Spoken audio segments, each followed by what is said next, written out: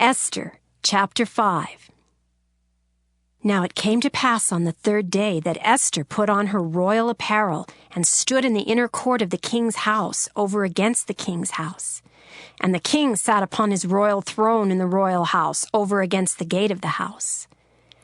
And it was so, when the king saw Esther the queen standing in the court, that she obtained favor in his sight. And the king held out to Esther the golden scepter that was in his hand. So Esther drew near and touched the top of the scepter. Then said the king unto her, What wilt thou, Queen Esther, and what is thy request? It shall be even given thee to the half of the kingdom. And Esther answered, If it seem good unto the king, let the king and Haman come this day unto the banquet that I have prepared for him. Then the king said, Cause Haman to make haste, that he may do as Esther hath said. So the king and Haman came to the banquet that Esther had prepared. And the king said unto Esther at the banquet of wine, What is thy petition? And it shall be granted thee. And what is thy request? Even to the half of the kingdom it shall be performed. Then answered Esther and said, My petition and my request is, if I have found favor in the sight of the king, and if it please the king to grant my petition and to perform my request, let the king and Haman come to the banquet that I shall prepare for them, and I will do tomorrow as the king hath said.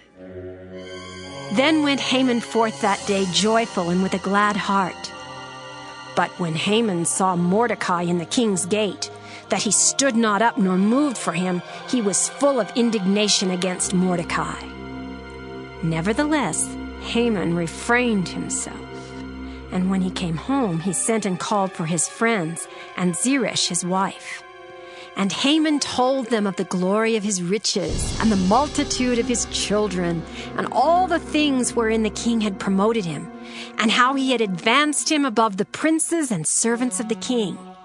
Haman said, moreover, Yea, Esther the queen did let no man come in with the king unto the banquet that she had prepared, but myself. And tomorrow am I invited unto her also with the king.